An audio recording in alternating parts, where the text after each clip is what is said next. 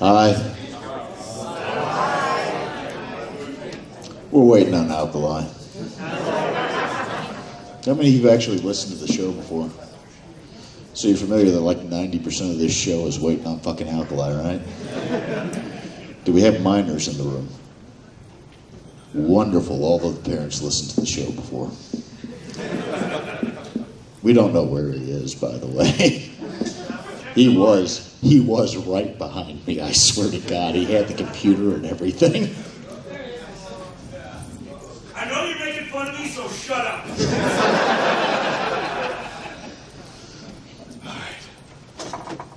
So before we get rolling, for those of you who have not listened before, this is a recording of The Legal Funhouse. It is a podcast that Alkali and I do, where an attorney explains a basic legal concept to an idiot. It's him. Damn it! He's the idiot. We nicely phrase it as our certified legal layman, meaning somebody with no training in law. We do this through cases on that. If you have not listened to the show before, feel free to go to your podcast service of choice, type in Boozy's Legal Funhouse. This format starts around episode 21. The prior 20 episodes were me and 3 other lawyers drinking and cursing in my basement. It was not as amusing to people who were not attorneys. We have covered such topics as why you can't sue the state, when is cannibalism legal. We're actually going to do several more episodes on that last one, because the answer is much more complex than you may think. You heard it here first. Vor is complicated. Your mics work a lot better if you turn them on. Yeah, I'm dead over here. Keep going. So as we're doing this, we're going to be... I haven't started the recording yet. We will here in a moment. So there's got to be like about 4 to 5 minutes where I'm going to sound like I'm crazy. And I'm talking to an audience that isn't here instead of the number of people in the room. I apologize for that. With that said, are we ready? Wonderful.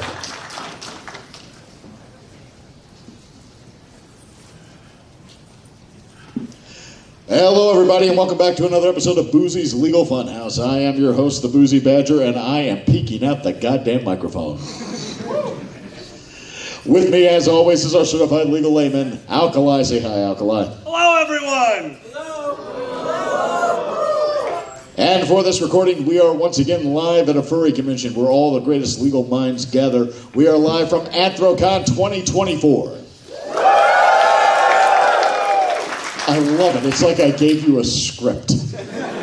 I love doing this in front of a furry audience because you guys admit to so many crimes.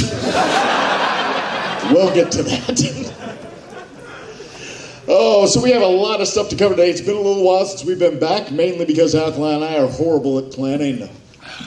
And you keep going places. I like places. Yeah, places.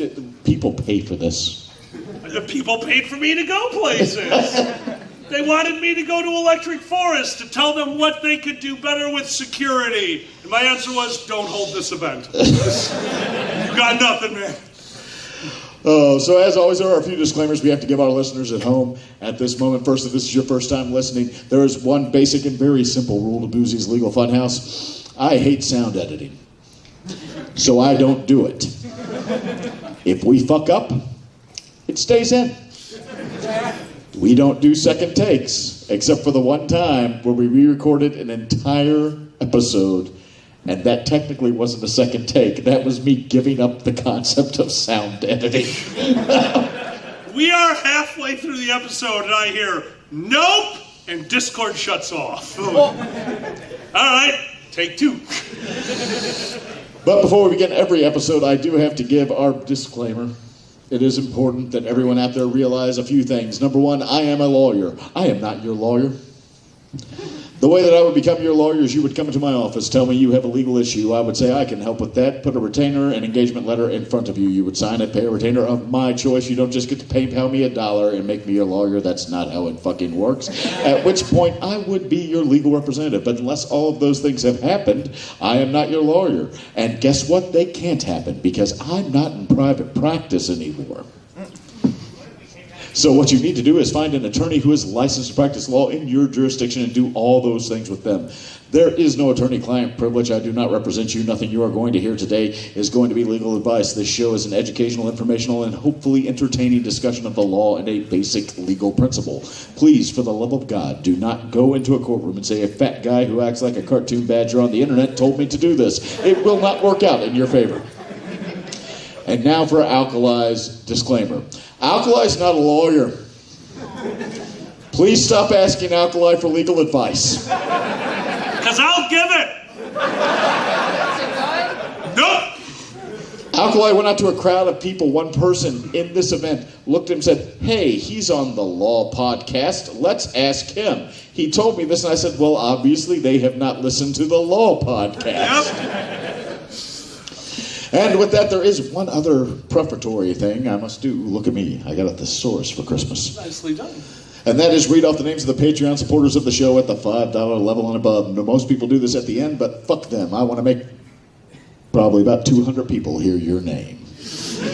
So a special thank you to Ash Drosh, Jack of all Corks, Tezcat Magic, Jack Dozer, Trash Panda, Mama T, Uncle Kage, David Hunter, Evelyn Klein, Loops the Raccoon, Netherlinks, Ozzy Sneck, Pandemonium, Terror the Flame Vixen, Aaron Williams, Aethys, Alex Lee Wolf, Alkali Anonymous, Flat Facts, Andy Beaton, Buddy Goodboy, CC Otter, Chroma Hydra, Sinos, Dragor, Elizabeth the Weather Fox, Emily White, Brood, Fluffy Foxers, Ghost Goat, Grace Jane Gollinger, Head Fox and Ice, Winterwolf, Jason Knight, Julie Esslinger, Just James, Kiva, Coda Masters, Lack, Leon Dashwood, Lorraine Poirier, Mark Whipple, Michael Blocker, Nikolai Nightstar, Otto Poop, Petrov Neutrino, Red Fox, Rodent, Snow Leopard, Rune Dog, Scaly 621, Fuck You, Scuba Fox, Serathan, Silver, Sir Bright Scale, Skyer, Tiny Voices, Tyrant, Ziggy Bull, and Ziggy Fox. If you want to be one of those wonderful people, you can do that over at patreon.com/lawyers and liquor. I love reading off those names because it's like, hey, special thank you to James Smith Esquire, the Honorable Bob Williams, Fuckle Fox.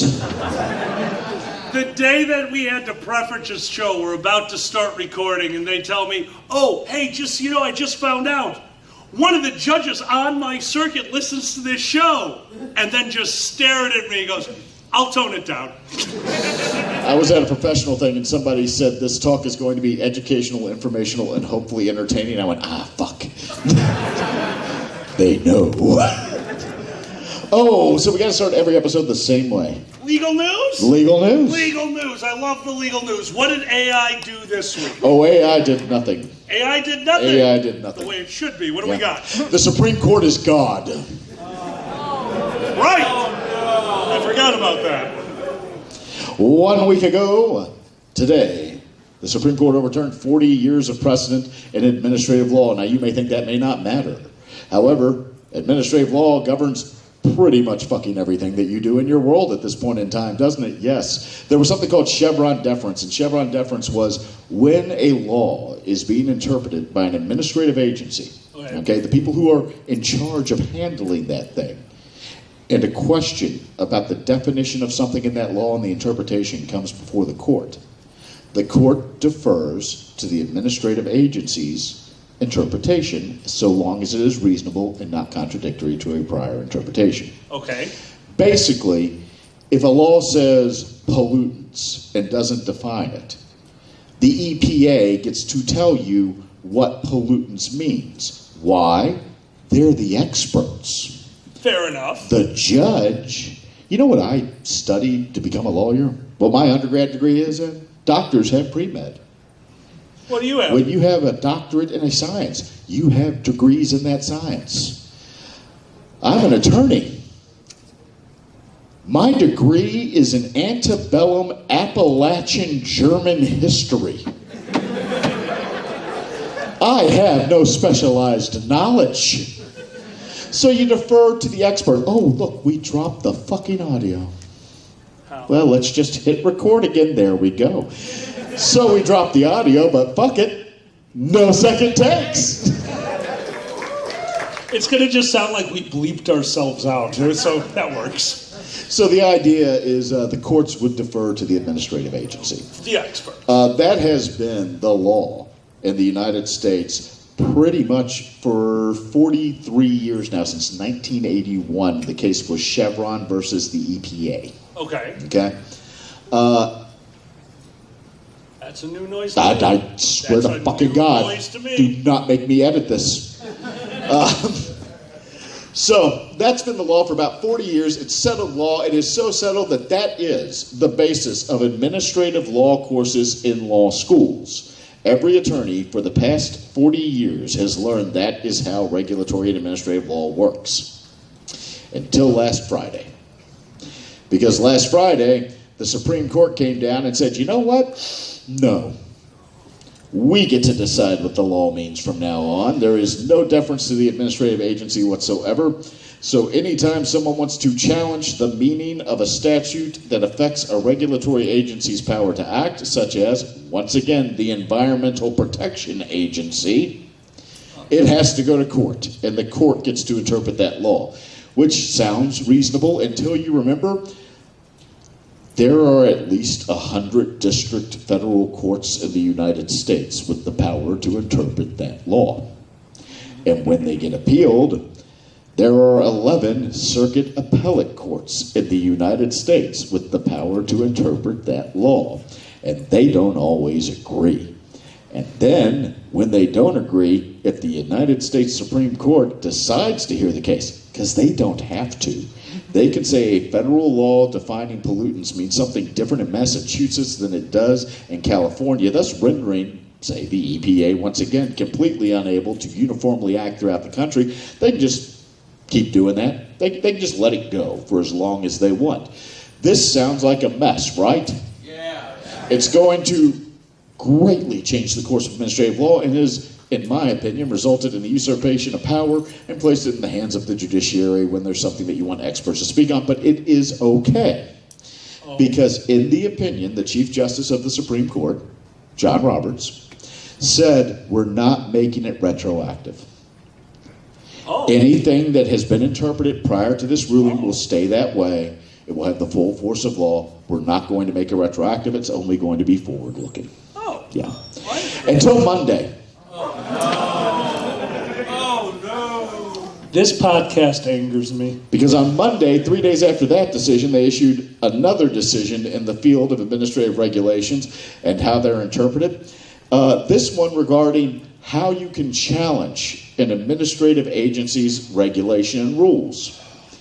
Previously, you had 6 years from the date the rule was put into effect to challenge it. And when you challenge a rule, that's what really has the court interpret it. So if you didn't do it within 6 years of the date the rule was made, you were out of luck. So every rule, every agency rule that was made based on the old Chevron deference with past the last 6 years could not be challenged. Except the court said differently. The court now says, oh, by the way, it's now from the date the harm happens, not the date the rule was made. The harm happens to that party, the party bringing the claim, which doesn't sound big until you get the facts of the case that made that, which is, hey, here's this rule that's well outside of 6 years. And all of the people challenging it were in business. They existed 6 years ago. So they went out, made a new company, and then joined that new company into the lawsuit to say it affects us and our effect is within the last 6 years, so we get to sue. The Supreme Court said, yeah, you know what, that's right. We're going to let them do it from the date it's challenged. So, as of right now, if tomorrow you went and opened a company, you could challenge a rule that has been in place for the past 60 or 70 years of administrative law and have it overturned, thus making the Chevron deference overturning retroactive to every single administrative law in the United States. Our gods are flawed. Following that, How do you follow that? Are we shooting babies? the Supreme Court then decided on Monday. What? On Monday. They need to go home. They can't shoot babies. What, did they decide that? Yeah, no. They're like, look, it hasn't come before them yet, but I'm pretty sure if we give them the option, they're going to say yes. Like the baby, fucking Gorsuch is going to sit there. His wife's going to run up a flag, shooting a baby in the face. All the lawyers who are listening to this just laughed because they're aware that Justice Gorsuch's wife is a huge fan of running up really problematic political flags at their country estate. I just kind of like the Supreme Court coming in. It's like, can we shoot this baby? Are they 6? Yes. Well, hold on. Do they have a younger brother? Well, that reset it. Shoot away. So They had a challenge on the executive branch's power in front of them. Yeah. This was on whether or not a United States president, sitting or former, could be criminally prosecuted for actions he takes in office. And they decided yes but no. The decision said that a president cannot be prosecuted for a criminal act they perform or order in the furtherance of their official duties. However, unofficial acts can be prosecuted. Now, what is an official act? We don't fucking know. Well, ask the EPA. They didn't deign to tell us that part. You know what they said? Well, really, that decision's left up to the lower courts, and my thought is, no, it's really fucking not. You're just kicking it, and it doesn't seem problematic until you realize that Texas exists. And they do indeed have federal judges in Texas. So, we would like to welcome our new God Emperor. God damn it. Yeah, it's been a bad week for law. Yeah. Is what I'm getting at. The Supreme Court has overturned a lot of things and a lot of laws and a lot of common sense. So it's like in the one where they're saying a sitting president can't be prosecuted for the criminal acts. Right. The reasoning that they give behind that, what do you think it is? All right, so this is the presidential it's got to be the sanctity of the office. Are they going with that one? You define sanctity. They don't want the office to be sullied through court cases and things. They don't want the office of the president to be sullied by making them adhere to the law. Yes, that's the exact fucking reason. I'm sorry. No, Have you not been paying attention to our conversation? That is a solid goddamn guess. No, I'm not being facetious. That is the reasoning.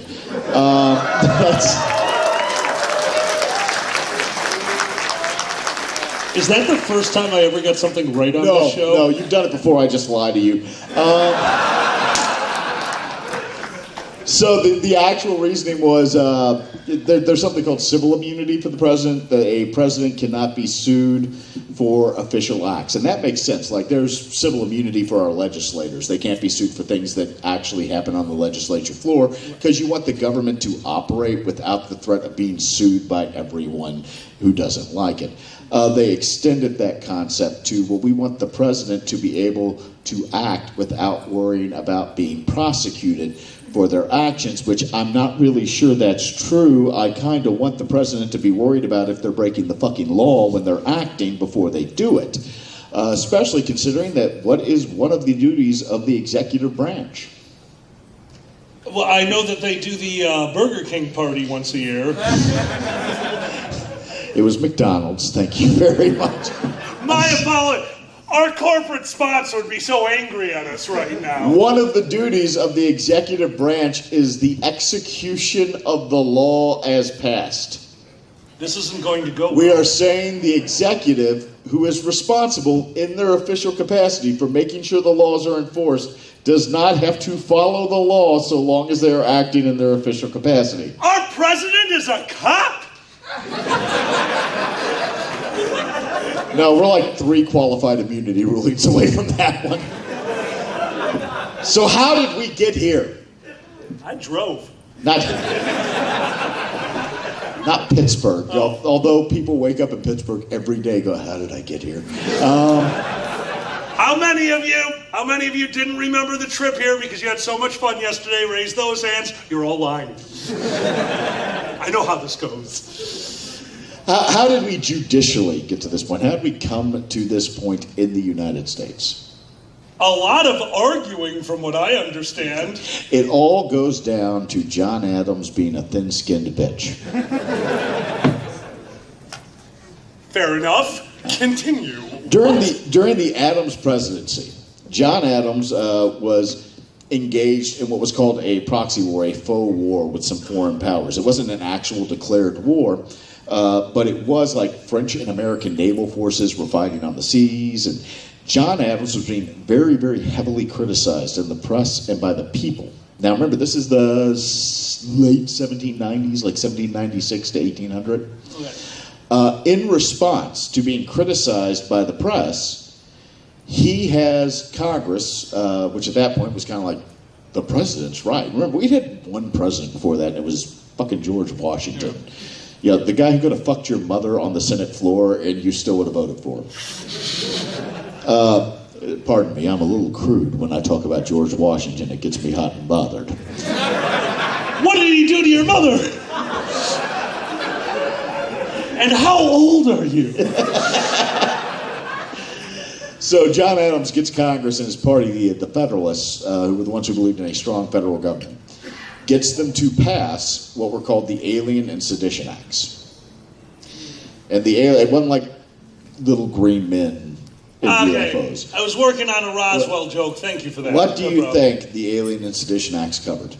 Okay, so if it's not little green men, what, colorblind? Little black and white men? What's another word for an immigrant? Oh, no. Before we go, yeah, I forgot about aliens. that. They're called aliens. Oh, what did he do? Well, the law as passed basically said, you can't make fun of me. I thought we weren't allowed to do that in America. By the way, I'm boiling it down, but if you ever find a copy of the Alien Sedition Acts, they're online, that is kind of literally what they say. You can go to jail for making fun of me. John Adams passed that, pure violation of the First Amendment. Okay, thank you. That's right. Did not stop anything. Did not stop. People went to jail, newspapers were shut down and fined, whole 9 yards. You know why? What? Because at that point, there was no court in the United States that could review the Constitution. Wait, really? Yep. I thought that was established immediately. Oh, no. Oh, you're smiling and you're happy that I'm stupid. I hate this. What's going on? So there's What? no court in the United States that can review it. It all stands. People obviously don't think it's right. There's this First Amendment. The Bill of Rights has been passed at this point. And they're saying, hey, it's the whole free press thing, and the government can't restrict free press. And the Adams administration is more or less saying, yeah, but who's going to fucking stop us? And, apparently everybody just kind of shrugged their shoulders and went, good point. So they said, well, I guess the president can do anything he wants. He can violate the law if he wants to. However, in 1800, in the presidential election of 1800, that was very, very unpopular. It was extremely unpopular. People did not like the Alien and Sedition Acts. They actually weren't repealed for like another 80 years, by the way. Just to let you know. Like nobody ever said. They were never enforced again outside the Adams administration, but they stayed on the books for way longer than they should have. So, the election of 1800. Okay. All right. You ever seen the play Hamilton? Yeah. All right. There's an entire part of that play about the election of 1800, right? I was just grooving to the music, man. Yeah. Fucking, it is part of the music. It is. I swear to God. I swear to God. So there were three candidates in the election of 1800. There was John Adams, the current president at that time, the Federalist one. There was Thomas Jefferson. Oh, this is the rap battle part. Yeah. No. No. It was after the rap battle part because Alexander Hamilton wasn't the other candidate. Oh. The other candidate was Aaron Burr. Aaron. Oh, God. So there's three candidates, two anti-federalists. That's Jefferson and Burr. One federalist, that's John Adams. Nobody likes John Adams' chances. Burr actually does split the election to a large amount. John Adams ends up losing the election. All right. All right. Jefferson actually wins the popular vote, but the electoral vote is so close that it goes to the House of Representatives. The House then decides between basically Jefferson and Burr. Okay. And that's how Aaron Burr becomes vice president and, shoots Alexander Hamilton and gets exiled and lives out the rest of his days until he comes back and his daughter dies in a shipwreck and Alexander Hamilton's son takes him for everything he's worth in representing his wife in a divorce case. We're going to do another episode about that. What version of Hamilton did you watch? The real one. Anyways, so all that happens. Now, John Adams and Thomas Jefferson at that point in time hated each other. Absolutely hated each other. They had hated each other for a while since the Washington administration. They had very different beliefs. Adams believed that the federal government should be strong, and Jefferson believed that the federal government should be kind of subordinate to the states, that the states should control, and the federal government should be a weak central government just for dealing with foreign powers. Okay. So these are two extremely different viewpoints. And John Adams, Thomas Jefferson wrote the Declaration of Independence, were great friends of the Revolution. At this point in time, they fucking hate each other. They cannot stand each other.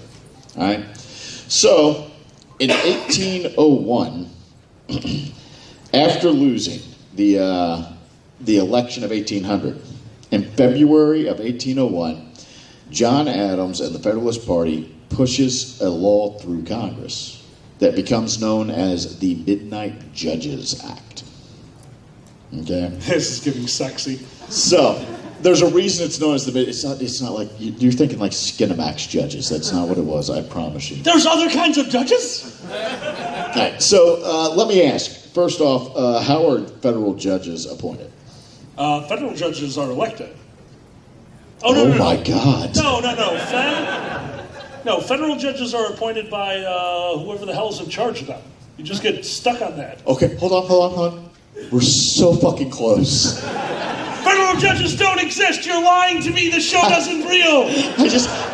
By the way, I just love that. I said, how are federal judges appointed? And your first response is, federal judges are elected. Motherfucker, not only are you wrong, you ignored the question. There was a question? We're so close to the right answer. Okay. Who is in charge of the federal judges? Steve. Does the president appoint federal judges? Yes, the president nominates a federal judge who is then confirmed by the Senate. Yeah, and that's not how anything works anymore. We can just stall, so no one appoints federal judges. No, actually, we did away with a whole thing that would have stopped that. Oh, good. But you also have to remember, this is 1800 and 1801. This isn't like now. All right, like it was as contentious as now. But it wasn't like that. But they didn't have Twitter. And this act actually was not even going to be a thing until Adams lost the election. So he loses the election. They immediately push things through. They start working on it. It becomes law February 13th, 1801. What does the Midnight Judges Act do? And this is by Adams. This is by Adams. Okay. He is what we call a lame duck president. Okay, all right. So this is definitely one of those. He is putting in laws in place that's going to make it harder for the next president to undo what he did. I mean, yes and no. Yes and no is the best answer. I am the Supreme Court.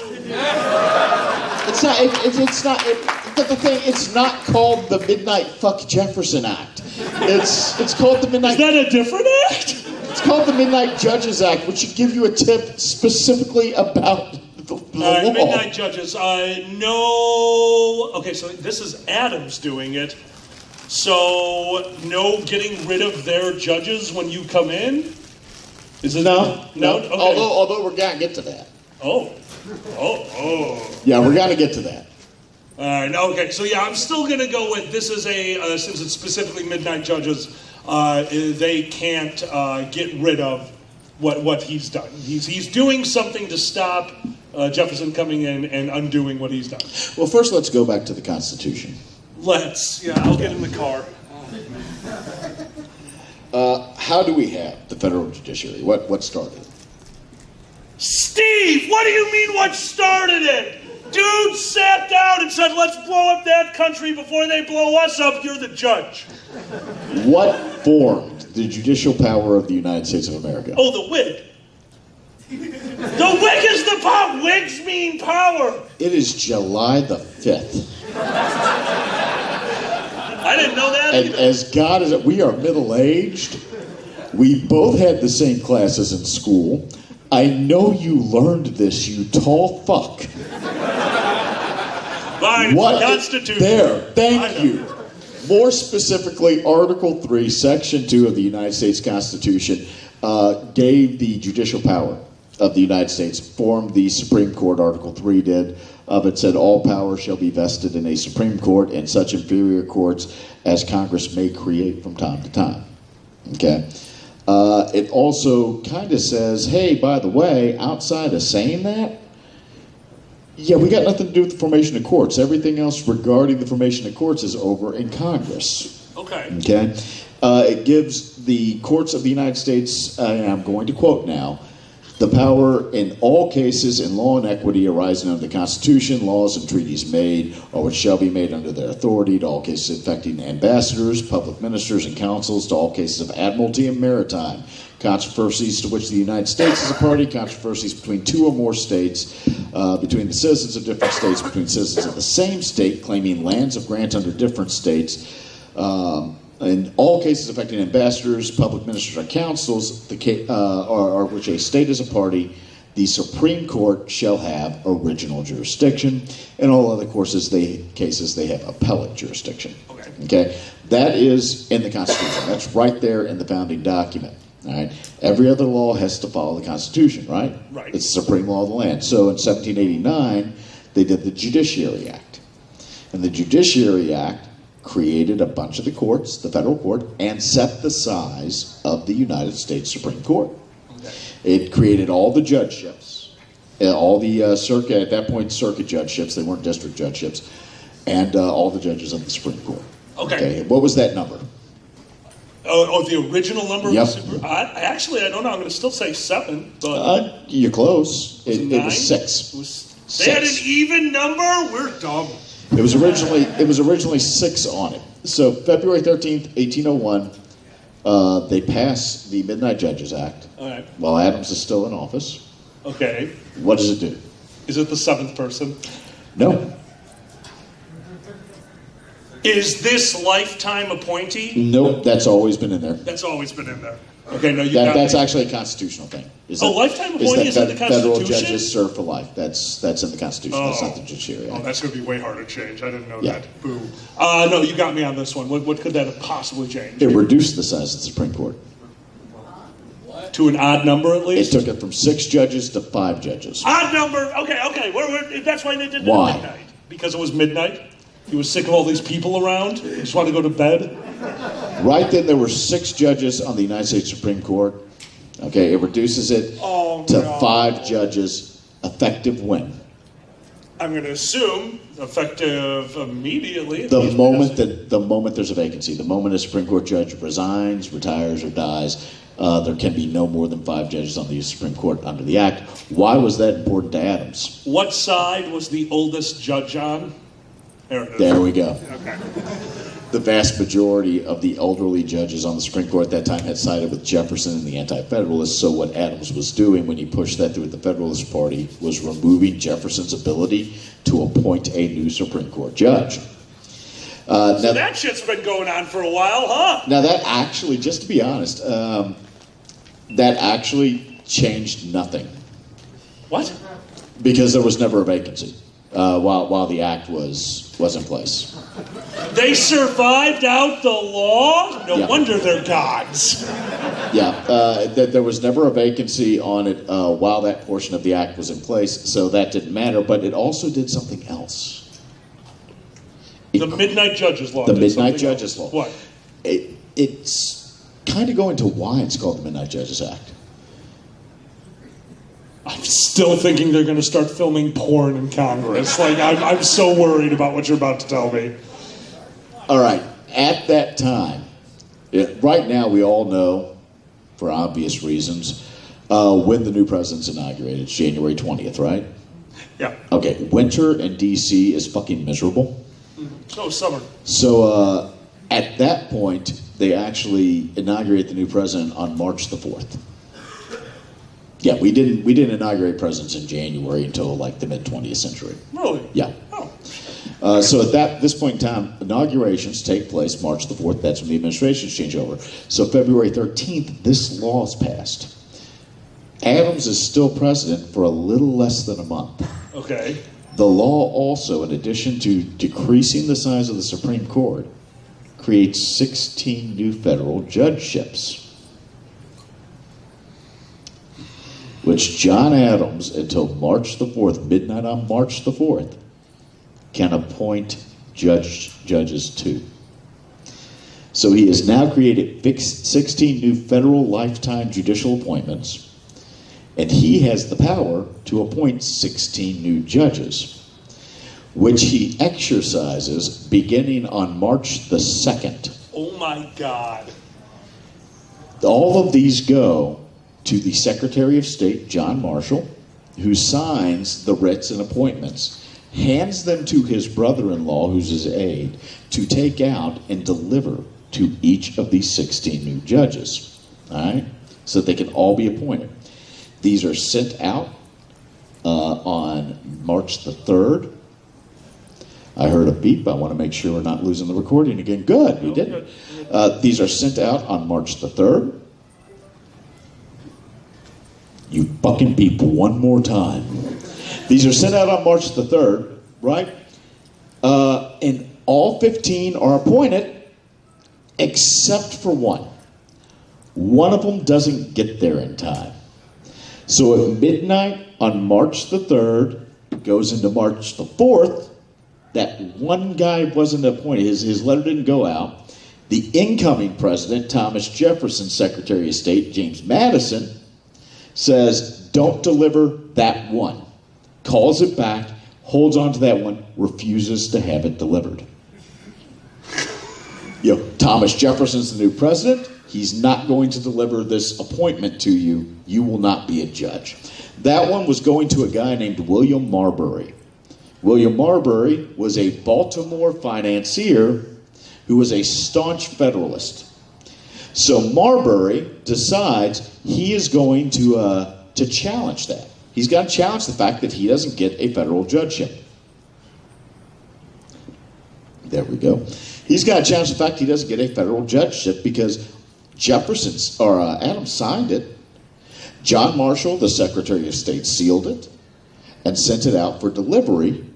It just didn't get there in time. But everything else necessary for the appointment, except putting it in his hand, had been completed before Jefferson took office.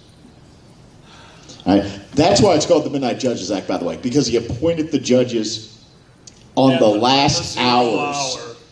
All right? Wait, hold on. Who named it? The Midnight Judges Act? Oh, no, it's named after the fact. It's like that's... Okay, I was totally like, that's like super evil villain bullshit. That's like, and I will create the Midnight Judges Act! You gotta imagine that now. I just want John Adams to have done that. Like, what's it called? The Midnight Judges Act. Why? Watch what I'm gonna fucking do. I can't wait for Fuck you, Tommy. So anyways, they're going to go out there. Marbury, though, Marbury is not okay with not getting his appointment. It's a lifetime appointment to a federal judgeship. So Marbury brings a lawsuit. And what he is seeking is something called a writ of mandamus, or mandamus. I totally thought you said Van Damme. Yes, it's a writ of mandamus. A writ of mandamus. Just fucking Jean-Claude Van Damme just starts round-kicking motherfuckers. I think it'll be more entertaining than what we're going through now, so, you know. What's a writ of mandamus? I just thought it was a person. Don't ask me that. What is a writ of mandamus? What? It works in a kitchen on a submarine. I'll work for you there. Thank you. We have in the past covered the types of relief that courts can give, right? Hand jobs. No, real courts, not the ones in your movies. Oh, sorry, I thought we were talking about the Midnight Judges. Continue. So courts can give damages, right? Like they can give you money. Yes. Yeah. They can also order people to do something, right? Yeah. Okay. When a court is ordering a government official or entity to do an action, that is what a writ of mandamus is. It is a court order directing the government to act in a way it is obligated to do so under the law. So they're literally saying we want the federal government. Yeah. So that's what this Marbury so this is a pretty high-level bullshit word. Marbury has asked the Supreme Court of the United States to issue a writ of mandamus to order James Madison to deliver his appointment so that he can take his judgeship. Okay. Right? All right. Why can he do that? You remember how we talked about the Judiciary Act of 1789, right? Yeah. Okay. The Judiciary Act of 1789 has all these provisions in it. And one of the provisions is the Supreme Court of the United States has its original jurisdiction. Here's where it applies. And then it says, and this appellate jurisdiction. And then it has a semicolon. And it says, and issue writs of mandamus. And there is a question as to whether that semicolon makes and issue writs of mandamus a new sentence that is within the jurisdiction of the United States Supreme Court to do, or if it is part of their appellate jurisdiction. So, what's the difference between original jurisdiction and appellate jurisdiction? You're going to get me on this one, but I want to say appellate jurisdiction is the more streamed down on either location or not zone, but Has it been heard before? I'm way off. Wait. No. Oh, new original law versus Original, okay, is it okay. an original case? Is this where the case can begin versus are we just reviewing something that another court, a lower court, did? Okay. Okay? So, in appellate jurisdiction, if it's interpreted to apply to appellate jurisdiction, it means that on review, if you're reviewing an original action, then you can issue a writ of mandamus as part of the appellate review. So the original court says, oh no, this government entity doesn't have to do that. Then the higher court reviews it and says, no, they do. And not only are we reversing, we are issuing the writ. Okay. Okay? Okay. If it only applies to appellate jurisdiction, though, then the Supreme Court doesn't have the power to grant the relief that Marbury's asking for because the writ of mandamus can't be issued for an original jurisdiction case. Oh my God. If you read it so that it's a separate power to issue a writ, they can do it. They can issue it no matter what jurisdiction they're granting. By the way, that's actually a good question of law because there's several appellate courts that the question is this sitting in the original jurisdiction? Is it brought here originally? Or is it sitting in the appellate? Like your favorite court. Oh, your court? Just so everyone's aware, in this state, if you try to sue this state decided we have our own court for that. Steve runs it. Sometimes it's in a garage and they just make decisions so that it's hard to sue them. How is that law? You can't just make up your own court, state. I mean, we did it, though.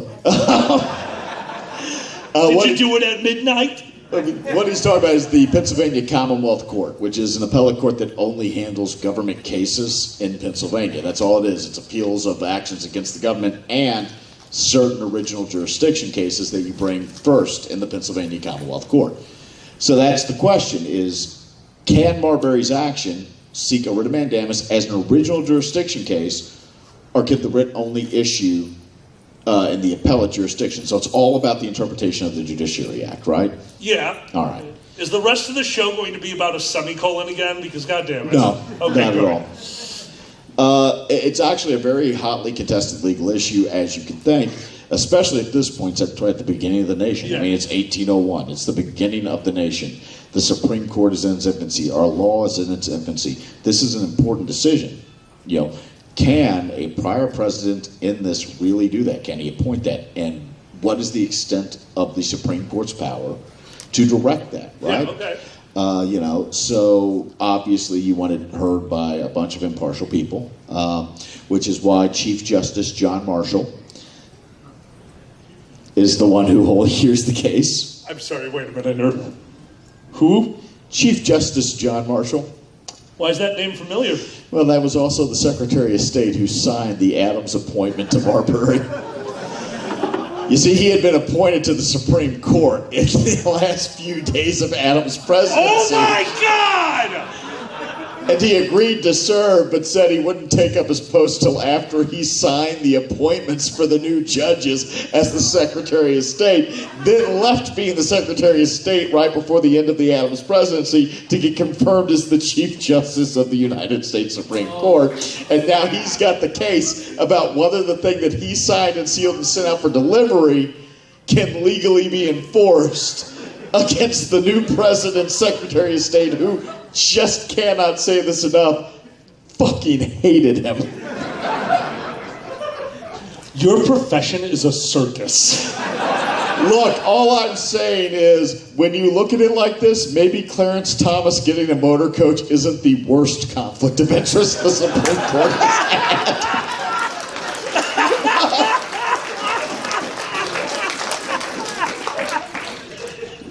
God damn it. So,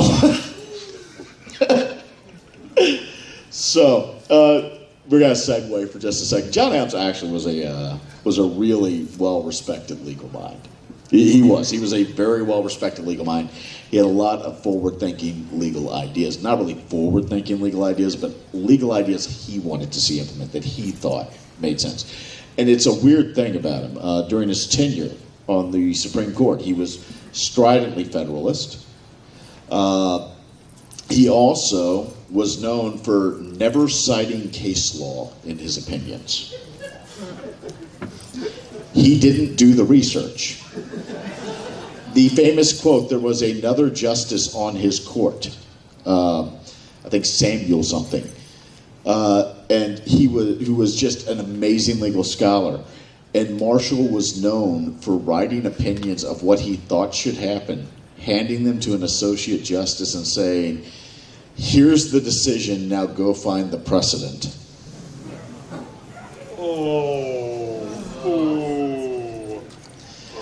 That's just how he did it. And to be honest, in a lot of the cases, John Marshall was right. He was a real kind of common sense jurist. Okay, all right. On that. He set most of the traditions that we have for the United States Supreme Court. Yeah, he was and still remains the longest serving Chief Justice of the United States Supreme Court in American history. Marshall.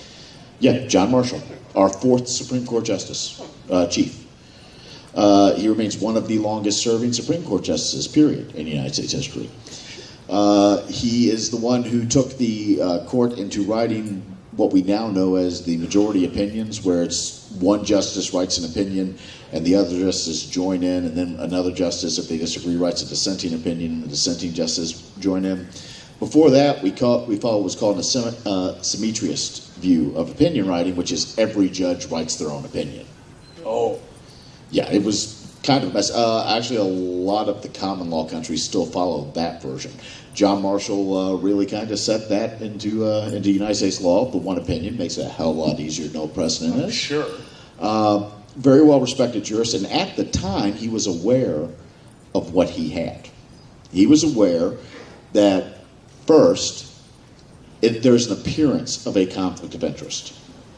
Like, there was a fucking conflict of interest. It was, the question was, could he do what he had already done? Second, he was also aware that it was a young country, and that faith in the court hadn't been established. And third, he was aware of the fact that it was a young country, and if he ruled against them, Thomas Jefferson may just fucking ignore it. And the court would be entirely delegitimized. Oh, okay. All right. So what do you think he does? He's faced with this question of whether or not they can issue a writ of mandamus to James Madison. Okay. To force James Madison to deliver the Judicial Commission to William Marbury, being the same Judicial Commission that John Marshall, as Secretary of State, had signed and sent out for delivery. How many judges were appointed with the midnight appointing? 16 total. 16 total. One didn't show up, and one is this guy. So I'm going to say he played his cards right, since he's a clever dude, and said, absolutely not, we can't do that, and then got the other 14 guys to say, yes, we can. There were only 5 judges on the United States. You got the other 4 judges to say, yes, we can. 2 of them actually abstained from the verdict. So there were only down to 3. There were only 3 judges hearing it. One of which is John Marshall. Right. I'm still going to say, I agree with you. You can't delegitimize the thing that you are in charge of. So he's got to go with, no, you can't do it. But he's also a clever guy. So how did he make it happen? Well, he didn't say, no, you can't do it. As a matter of fact, he said, we absolutely can do it. Okay. When we look at this, the case is Marbury v. Madison. It's a seminal case of United States law. Okay. It is 5 U.S. 137. U.S. means that's a Supreme Court case, 1801. And what he says first, he says, the Judiciary Act of 1789 absolutely does give us the original jurisdiction power to issue a writ of mandamus. Okay. It all right. 100% does that. We can issue that. Okay. Under the Judiciary Act of 1789. He then says, additionally, we find that the delivery of the commission is what's called a purely ministerial act. It is not necessary for the act to take place. Like, let me ask you a question. If I sign a deed giving my house to you, okay, do I have to hand you that deed for you to own my house? No. Why? The signing of the deed is the act of transference. Right. But if I have to deliver it to you, and you have to accept it. If that is, and that is, by the way, that's a thing in property law. If I'm gifting something to you, Okay. you have to accept the gift. Okay. So do I have to hand you the deed for you to say, I accept? I wouldn't think so. Why not? Because by signing it, even oh God, I hate you. No, I'm still going to say no. I still don't. I think that just seems superfluous to the entire organization. That's the piece of paper. It's the proof. You're going to need that eventually to prove that you own the house. But it's been signed and it exists. So since that's in existence, no, I guess you don't need to have it. All right, but if I'm making a gift to you and gift law requires that you accept it. If it requires that you accept it, then I guess you have to hand it to him. But if it's a requirement. But why? Oh, dear God, because it's in the law. You just said you have to. You made me change my answer. But isn't that just an extra step? I mean, obviously you'd want my house, right? I do want you. Are you giving me a Steve? I need you. We're opening court. I'm getting Boozy's house. Hand me the deed. It's important. It's a requirement of the law that you accept it. However, it's presumed to be beneficial to you. You would want my house. You would want the property. It's of value to you. Agreed. So it's presumed that it's a benefit, right? Agreed. Okay. So if something's presumed to be a benefit, it can be presumed that you would accept it. Okay. So is delivery for acceptance really necessary if the law can presume, absent any other evidence, that you would obviously accept it? Go with no. All right. Exactly. You need to deliver. Exactly. Yeah, that makes sense. And that's the definition of a purely ministerial act. It's not. It's an act that's not really required for something to be effective, but you still kind of need to do. But because everything up to that point is what's affecting it. This is just like the last step, and it's not like a vital last step. Right. So the court rules first that the delivery is a purely ministerial act. Okay. Right? So they say William Marbury has a right to his judicial appointship. Okay. He has a right to that, and he has a right to compensation as a federal judge. And the government has to give that to him. He has a vested legal right in that. Do you know what a vested legal right is? Vested like your pension. Which means As you go into it, it is your right to collect on you it. are entitled to it. You know, it's not something that you may get. Okay. It's something you are entitled to get because everything in the law has been followed. So they say he has a vested legal right to that judicial commission. He should have been appointed a judge. Also, we are reading the Judiciary Act of 1789, and we're seeing the semicolon, and we're saying, no, that still goes into the original jurisdiction. Okay. Okay. So does he get his appointment? Well, seeing as earlier you mentioned that Jefferson might have just not done it anyway, I'm going to go with Jefferson didn't do it anyway. No, Jefferson never had to do it. Why? Did they shoot him? Is No. this the baby case? So they decided Jefferson didn't have to do it, even though the court had the power to issue the writ under the law of 1789. All right? Okay. And even though they decided that Marbury had a vested legal right in the appointment, Marshall's opinion says, but Jefferson doesn't have to deliver it. Why? Because he didn't want Jefferson to just pull the trigger and say, no, I don't have to listen to you? Not like fucking practice. Not really why. Okay. How did you justify it? Like, not... Because Adams... I fucking love it. You're the king of justification. You're like, well, because of this. Yes, but how do you justify that? Like, okay, think about it like you're taking another shot at tequila. How do you tell yourself it's okay? Oh, got it. He said it was okay because Adams was on his way out and obviously did this entire thing as a big middle finger. No. He was part of the middle finger. Yeah, I know. It's cool. Like, he was this knuckle right here. That's a nice knuckle. Look at that knuckle. It speaks to me. The truth about it, you're partially right. It was a political determination. Like, Yeah. Marshall knew that if he told Jefferson that This he is had going to to all deliver, go downhill. Jefferson was just going to ignore it. The Supreme Court loses all legitimacy. They have no Yeah. power anymore. So it's Okay? justification for saying, we could do this, but you don't have to. Oh my God. Was it like, please be my friend? Oh my God. It's worse. They screwed? And it's actually, Marshall screwed a lot of people with this one. What? Marshall was, and we say like Marshall didn't make a lot of wrong decisions, or he would just decide shit and then say find the legal authority for it, but we still talk about him as a legal scholar. There's a reason for that. What? Marshall knew that this was a political situation. He knew that if he ordered Jefferson to have that delivered, if he ordered Madison to do it, the court would just be ignored. It would lose all legitimacy and power. Okay. All right. So he said, Marbury has the right to the commission. Under this law, the Judiciary Act of 1789, we have the authority to issue an order directing Madison to hand over the commission.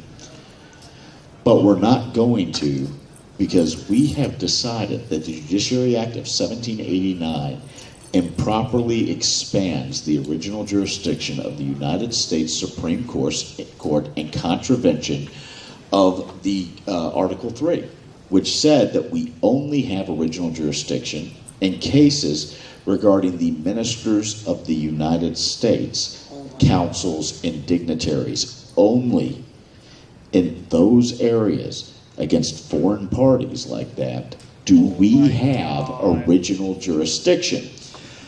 And looking at the Constitution doesn't reserve to Congress the right to expand our power. Marbury's argument is, of course it does. Of course it lets them, because it says that they have the power to create certain inferior courts. And Marshall's response is, yeah, but it doesn't say they can expand our power. We're the only court named in the Constitution. And the United States Constitution is what we call a restrictive constitution. It states this is what the government can do, and then says, by the way, if we don't explicitly say you can do it, you really can't do it. This is the grant of power, and this is the limit of it. So Congress had no power to expand our jurisdiction in 1789, the original jurisdiction, to include a writ of mandamus. And our decision holding that our original jurisdiction is limited to a council of the United States means that an action brought against the Secretary of State who is not within our original jurisdiction can't be heard by us. We have no power to issue a writ of mandamus in it. So the Judiciary Act of 1789 is unconstitutional and can't be enforced. And that is the concept that we know now of judicial review, where the court looks at a law and says, this law goes against the Constitution, therefore it can't be enforced, right? Right. And that seems like that's how we know the Supreme Court. The Supreme Court reviews it, makes sure it's constitutional. That's always been the purpose of it. Right. No. Damn it. It has not always been the purpose of it. As a matter of fact, John Marshall arguably created the concept of judicial review over actions of the legislature against the Constitution and the invalidating of laws. Holy shit. Oh, so that's actually With this decision. So, John Marshall says, okay, yes, he has a vested right to it. Yes, the 1789 law gives us the power to do it under our original jurisdiction. However, that law conflicts with the Constitution as to our original jurisdiction. Therefore, that law is unconstitutional and we can't enforce it. It's a new thing. By the way, in this holding, we have now decided that we, the Supreme Court, have the absolute power to review your laws and determine whether or not they are enforceable. So he gave up bringing in the extra guy, but became a god instead. Exactly. God damn it! The response to this by John Marshall was, okay, if I order you to issue it, you are going to ignore me. It will get rid of our court's power. Yeah. So what we are doing is we are making ourselves more powerful and agreeing with you. Holy shit. By the way, if you want to know how wonderful that was, a few years later there was a case called McCulloch v. Maryland, right? And in McCulloch v. Maryland, John Marshall once again wrote the opinion. And in that case, the United States wanted to establish the second bank of the United States. The first bank, the one we all know about from Hamilton, had expired. Right? Yeah, like Alexander Hamilton's in the background of all this shit, by the way. Like, he's not dead yet in 1801. And yet John Marshall doesn't get a rap battle. Anyways, so in McCulloch v. Maryland, it was about the creation of the second bank of the United States. Maryland contested that. What had happened in McCulloch v. Maryland is they say, oh, we're making the second bank of the United States. A lot of the states didn't like that and said, okay, well, now it's a crime to issue any banknotes that aren't taxed by our state, for any bank to issue banknotes, because banknotes used to be issued by the banks, right? Okay. So McCulloch issues them, Maryland prosecutes him, the Supreme Court weighs in. And Maryland's position is, yes, looking at Marbury v. Madison, though, as you pointed out, the Constitution does not give the United States Congress the authority to create a bank. It's not explicitly set out in there. It's not mentioned. Oh, so this all came around and bit him in the ass. No, because then John Marshall looked at it and said, yeah, but there's a clause in here that says Congress can do whatever is necessary and proper to carry out the Constitution. And I have just decided that necessary and proper means we can establish a bank now. It doesn't mean, though, that they can expand the Supreme Court's jurisdiction, but they can establish a bank, even though the word bank is nowhere in the Constitution. So, like, in case you're not getting the picture, a lot of how constitutional law works now, yeah, that's just John Marshall flipping the bird at anti-federalists. Like, as he turned around, flipped the bird, and walked backwards into the gates of hell because of this. So they don't like Jefferson and Madison don't challenge it. They're happy not to have the appointments, although they haven't really realized how much power the Supreme Court has just gotten at that point in time. Jefferson would later come to hate Marbury v. Madison once it was clear how much power the Supreme Court had just taken on itself, because now the Supreme Court could argue that any law that was passed by the United States was unconstitutional and therefore not enforceable on it, and that is just the very concept of judicial review. One of the first times. And because of that, last Friday and last Monday, the Supreme Court became God. Because absent judicial review, they would not have had the ability to interpret the Administrative Procedures Act and say that it was unconstitutional as written, and that only the courts had the power to make a determination of what that word meant. Nor would they have been able to interpret whether or not the President of the United States would have criminal immunity, because they were only granted that power in 1801 in Marbury v. Madison by John Marshall. Oh my God. So, happy 4th of July. Happy 4th of July. And just to be very clear, the reason we are in the situation we're in now is because John Adams and Thomas Jefferson were petty bitches. Now, I hear you asking, but what about William Marbury? Yeah, he never got a penny of the federal judge's salary. Like, even though they determined he had a vested interest to it and he should have applied for it, he never made the application because it was already really clear that if he ever made the application, Madison and Jefferson were not going to approve any payment to him. Don't cry for him. He became a really, really wealthy banker in Maryland. Of the second bank? Yeah, Doug. Oh Probably. my God. His family actually went on, by the way, to become extremely prominent lawyers. I believe his grandson and his great-grandson were extremely prominent lawyers.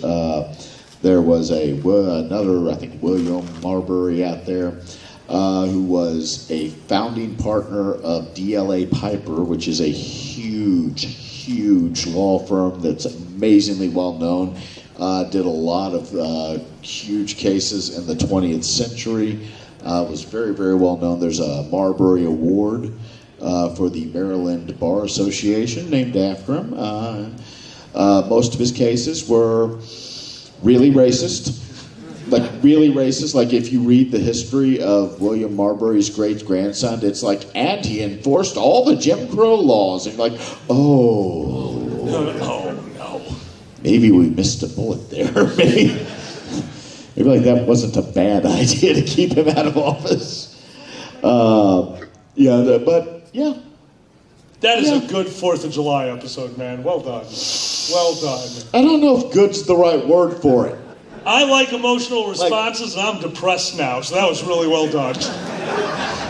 Like, they also, by the way, just to let you know, the Supreme Court also kind of ruled bribery's okay. So, imagine that. I hate you. Oh my God. Dude, well done. And that will be, I don't have a funny name for this one. I don't know, 4th of July go boom? Gods among men. Gods among men. Gods among men. God of the bench. Did you say God of the bench? God of the bench. There's a bench. That's where all the lawyering happens from. You have a bench. What happened to the bench? Did you get rid of the bench? No, we didn't get rid of the bench. When did you get rid of the bench? The I got a spot in my living room, perfect for a bench, and you're just going to get rid of the bench? The lawyering happens from the bar. Boozy, everything you do happens from the bar. We know that. Especially after our Red Marbury. Folks, that is this episode of Boozy's Legal Funhouse. Thank you so much for joining us here at Anthrocon 2024.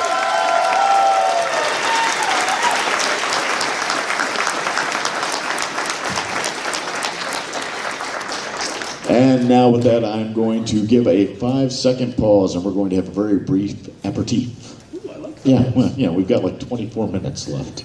Oh, did we finish it? Oh yeah, I no, thought we were supposed to be done at 5. No, 5:30. Oh, well, fuck that. Yeah, this part's going on the recording, by the way. Oh, fuck that too. Yeah. Do-do-do-do-do. Okay, so now that shit's done, how's everybody doing?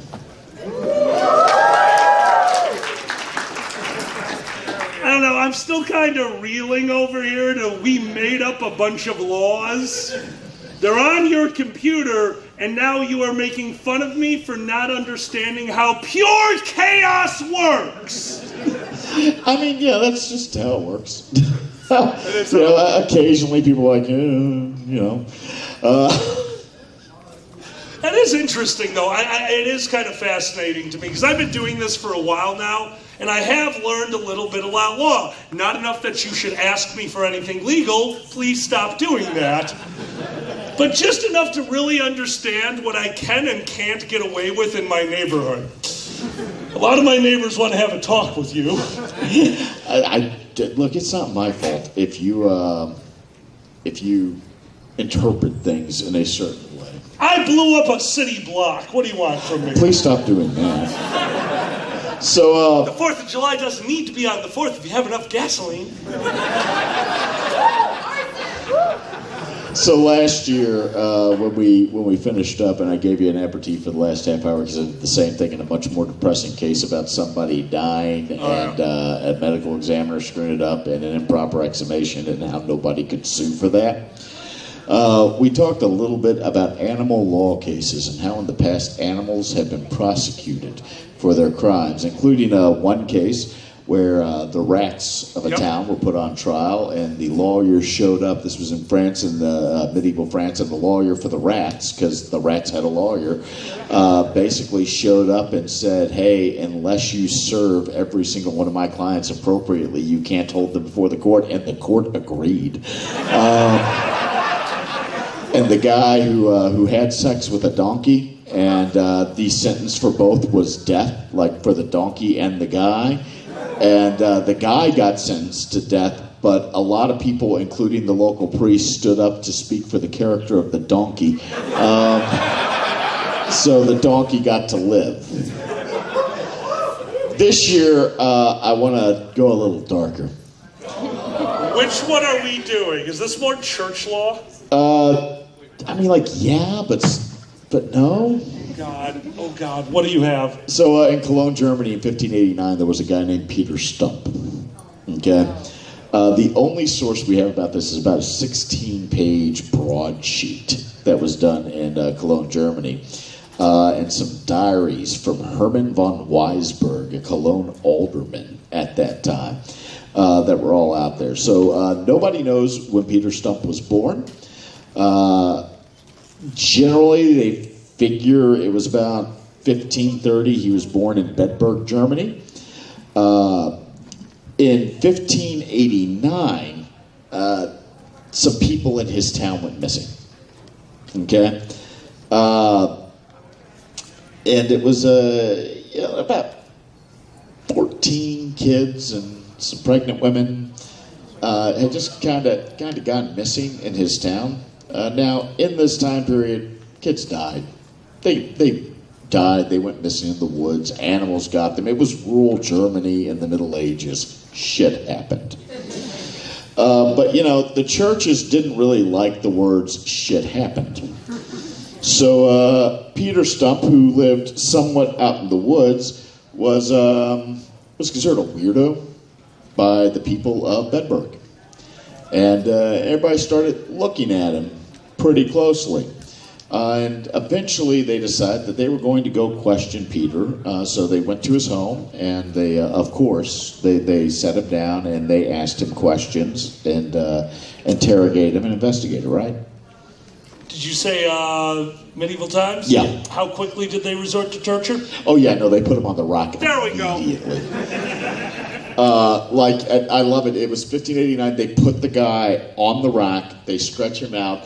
And they're like, now we're going to do more things to you. And he's like, I'm Satan. Like, immediately. They stretched him on the rack, and he's like, I've been practicing black magic since I was 12 years old. Okay. That's one way to go about it. He says that the devil came to him as a child and gave him a magical belt, and that putting the belt on turned him into a werewolf. Oh. This belt. Is it in a museum? Security features around it? Hours of the security guards. Bougie, the belt, let's go! Inquiring minds want to know. I have so much gasoline left over from a previous joke, I'm getting this belt. I mean, we don't know because, he confessed to it. He's like, I'm a werewolf, the devil gave me a belt. Now, remember, the guy's being tortured. This isn't always the best way to get facts. It's like, after stretching him on the rack and before they did anything else, but I don't know if anybody's actually seen what a medieval rack looked like. Putting you on the rack for any period of time pretty much meant all of your joints were out of socket. It was extremely painful. That's one of the reasons they say torture is a horrible way to get information, even in a lot of areas, because after a certain period of time, people confess to anything if it means the torture stops. So they stretched him on the rack, and then somebody said, we're going to do worse things to you. And he said, okay, I'm a werewolf. The devil gave me a magic belt. And when I put it on, I turned into a werewolf, and I have been seizing and eating children for 25 years, including my son, who died in a fall in the woods. I really took him out there and ate him. Whoa. So he was an author. They got a very creative guy on the rack here, apparently. What? Okay. So he says, I'm a werewolf. I've done this. They say, oh, well, you're a cannibal, which I don't think that's accurate. If you're a werewolf, you're not technically a cannibal. Yeah, no. But they sentence him to die. Right? He only has one relative at that time that's alive. His relative would be his daughter, who would stand to gain control of his lands and assets. And the belt? Yeah, I assume the belt. Although they never found the belt. Like the local magistrate, like the local judges, wears the belt, and he's like, I lost it in the woods. I see. Yeah. These local magistrates, then, their security problems.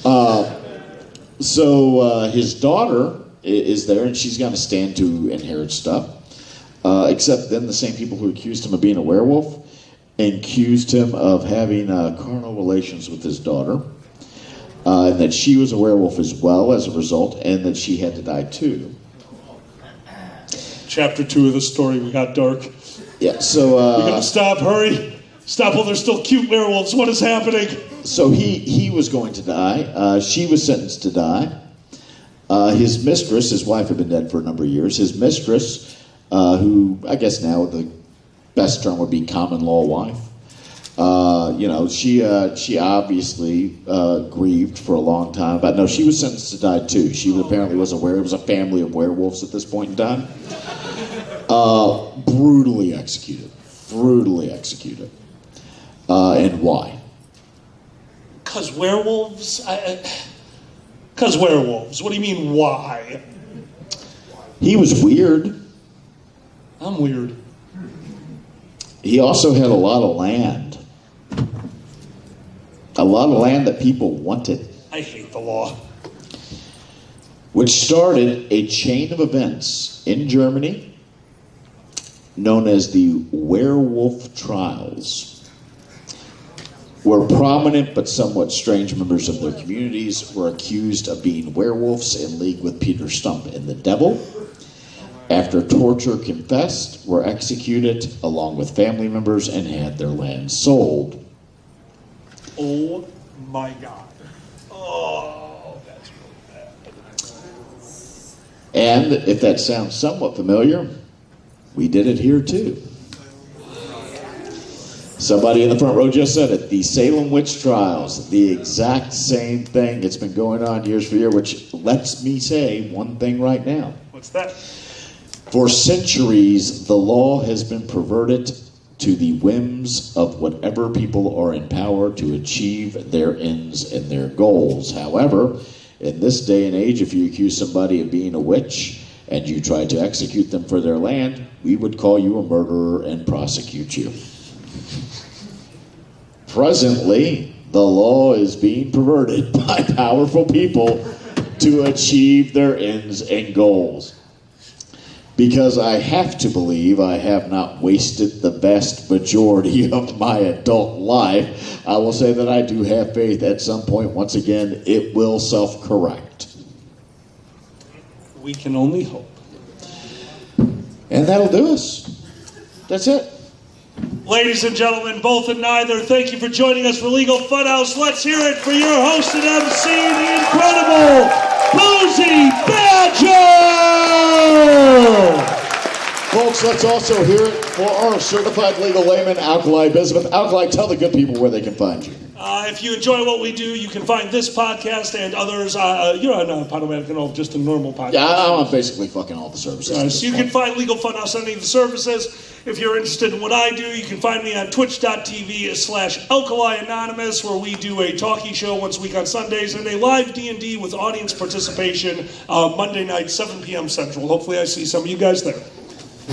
Guys, thank you for being here. Enjoy the convention and good night!